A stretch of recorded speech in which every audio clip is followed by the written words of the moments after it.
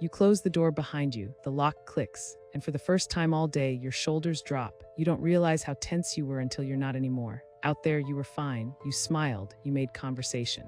You handled everything that came your way, but the moment you step inside, something shifts. The air feels different. The silence isn't threatening, it's a relief, and you don't have to explain that to anyone because no one else is here to see it. This is the feeling most people don't talk about. The sense that home is the only place where your mind can finally stop performing, where you don't have to monitor your tone, manage your face, or calculate whether you're being too much or not enough. Home feels like the only place your mind can breathe because it's the only place where you're allowed to stop pretending everything is easy. But here's what makes this complicated. You're not just tired from the day, you're tired from holding yourself together in a way that feels invisible to everyone else. You're tired from the mental exhaustion of existing in spaces where you can't fully relax. And the fact that home is the only place where this weight lifts tells you something important about what's happening when you're anywhere else. Your anxious mind isn't reacting to home, it's recovering from everything outside of it. There's a young man who works in an office. He's good at his job, people like him. He contributes in meetings, responds to emails promptly, makes small talk in the break room. From the outside, he looks comfortable. But inside, he's tracking everything. The way his manager's tone changed when he asked a question, whether his joke landed or made things awkward, if he talked too much or not enough. He's not paranoid, he's aware. He knows that perception matters, that how people see him affects whether he's safe in that environment.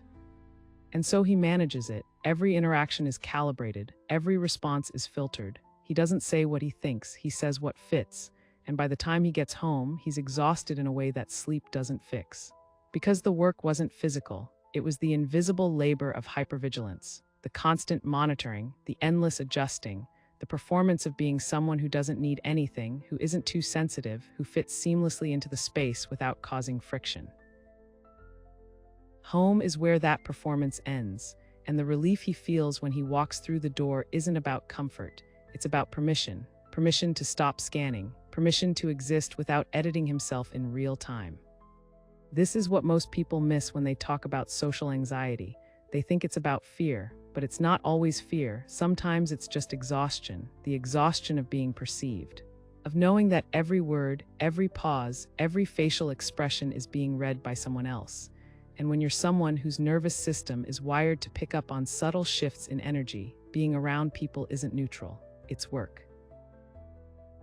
You've probably felt this when someone asks if you're okay and you weren't showing anything, or when you say something completely normal and then spend the next hour wondering if it came out wrong. You're not imagining things, you're noticing things. And the problem isn't that you notice, it's that you can't turn it off. Your mind doesn't just observe social dynamics, it absorbs them, it processes them, it tries to predict them. And that takes energy, more energy than most people realize. There's a woman who loves her friends. She enjoys seeing them. But after every gathering, she needs 2 days alone. Not because the gathering was bad, but because being present for 3 hours drains something in her that doesn't refill quickly. She laughs at the right moments. She listens actively. She asks questions. She mirrors energy. And none of it feels fake, but all of it requires effort. The kind of effort that people who don't experience silent anxiety don't have to think about. When she gets home, she doesn't want to talk. She doesn't want music. She doesn't want stimulation, she wants silence, because silence is the only thing that doesn't ask anything of her. And in that silence, her mind can finally stop performing the version of herself that makes sense to other people. This is the difference between being introverted and being hypervigilant. Introverts recharge alone because socializing uses energy. Hypervigilant people recharge alone because socializing requires a level of self-monitoring that never stops. You're not just interacting, you're managing tone, managing perception, managing the risk that someone might misread you, judge you, or decide you're difficult. And you can't do that forever without needing a place where none of it matters. Home becomes that place, not because it's perfect, not because there's no stress there, but because it's the one environment where you don't have to manage how you're perceived. You can be tired without explaining it. You can be quiet without someone asking what's wrong. You can exist in your own mess, your own mood, your own unfiltered state without worrying that it's too much for someone else to handle. This is what emotional safety feels like, and for many people, it only exists behind a closed door. But here's the question most people are afraid to ask. Is it okay that I need this much space from the world? The short answer is yes. The longer answer is more complicated, because while it's completely valid to need a place where you can stop performing, it becomes a problem when that place is the only place you feel safe.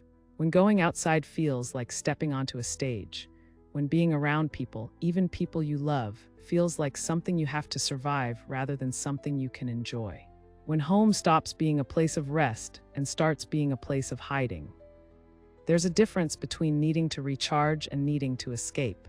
And if you're honest with yourself, you probably know which one you're doing. Here's what's actually happening. When you're outside your home, your mind is running two programs simultaneously. The first is the task at hand, work, conversation, errands, whatever you're doing. The second is the monitoring system. The part of your mind that's scanning for danger, not physical danger, social danger, emotional danger, the danger of being misunderstood, rejected, judged, or dismissed. This monitoring system is rumination in real time. It's not replaying the past, it's predicting the future. It's asking, how is this person reading me? Did that sound okay? Should I have said it differently? Am I being too quiet, too loud, too much? And because your anxious mind is so good at picking up subtle cues, it finds evidence everywhere. A shift in tone, a glance, a pause that lasts half a second too long. None of these things mean what your mind thinks they mean, but your mind doesn't know that. It just knows that uncertainty feels dangerous, and so it fills the gaps with assumptions, usually negative ones. This is why you can't relax even when nothing bad happens, because your mind is working overtime to prevent something bad from happening. It's running scenarios, preparing responses, calculating risk. And all of that happens beneath the surface, invisible to everyone else. When you get home, that system finally shuts off, and the relief is so profound that it reinforces a belief. Out there is dangerous, it is safe here. But that belief, while understandable, isn't entirely accurate. Out there it isn't dangerous. Your nervous system just perceives it that way, and the more you avoid being out there, the more your nervous system believes the perception is correct. This is the trap. Home feels safe because it's the only place where you're not performing, but the more you retreat into that safety, the harder it becomes to be anywhere else. The monitoring system gets more sensitive. The hypervigilance gets stronger, and eventually, even small interactions start to feel overwhelming. So what's the answer? Do you force yourself to be around people more? Do you push through the discomfort and hope it gets easier? Not exactly, because forcing yourself to endure something your nervous system perceives as threatening doesn't teach it safety. It just teaches it to endure, and endurance isn't the same as comfort. The answer is recalibration. You start by understanding what your mind is actually protecting you from. Most of the time, it's not rejection, it's the feeling of rejection. It's not judgment, it's the awareness of being judged. Your mind isn't trying to prevent bad things from happening. It's trying to prevent you from feeling bad things. And that's an important distinction, because you can't control whether people judge you, but you can control how much weight you give their judgment. You can't control whether someone misreads your tone, but you can control whether you spiral into self-criticism over it. This is internal control versus external control. External control is trying to manage other people's perceptions. Internal control is managing your own response to those perceptions. And when you shift from external to internal, something changes. You stop needing home to be the only safe place, because you start building safety within yourself. Here's what that looks like in practice.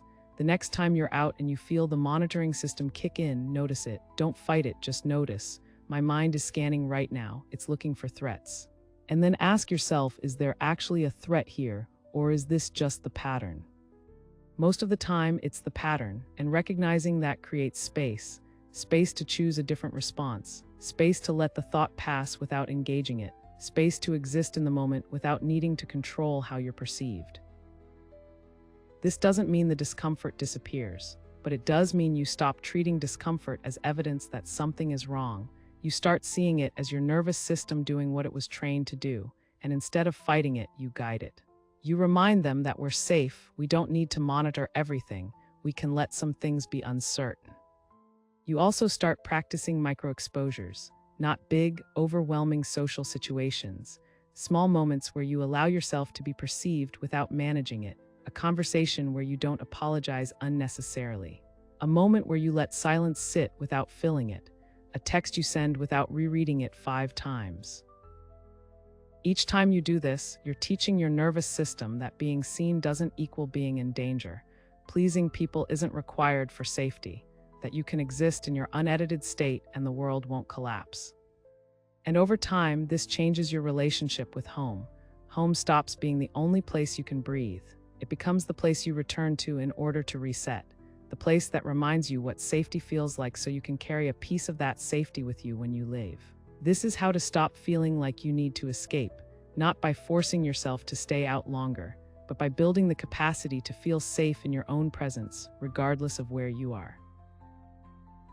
You'll still need home, you'll still need quiet, you'll still need space where no one is asking anything of you, but you won't need it in the same desperate way. You won't feel like you're suffocating the moment you step outside. You won't feel like you're holding your breath until you can close the door behind you. Because you'll have learned something crucial. The peace you feel at home isn't about the walls, it's about the permission you give yourself to stop performing, and that permission doesn't have to be location dependent. You can give it to yourself anywhere. Your mind doesn't need home to breathe.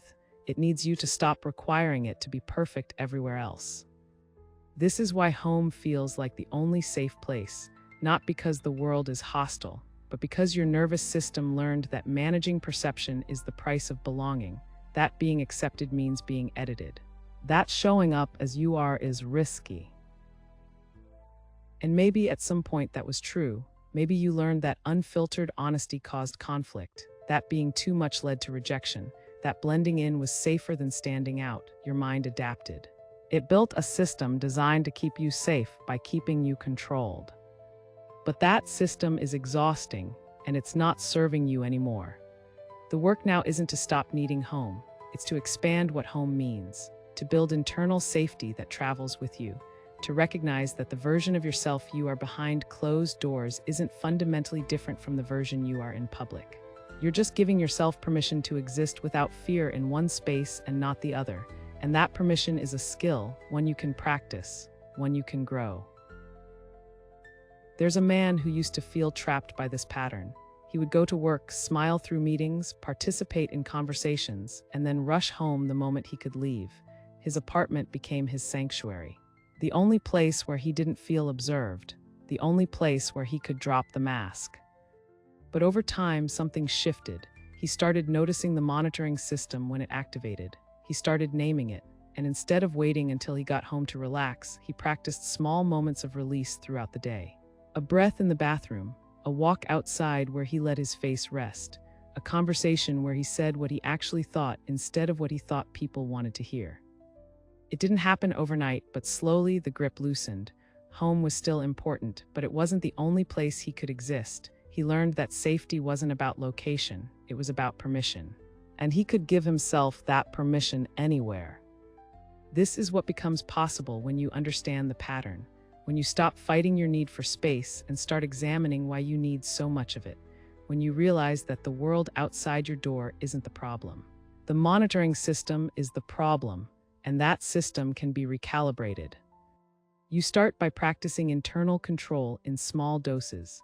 You notice when you're managing perception and ask yourself if it's necessary.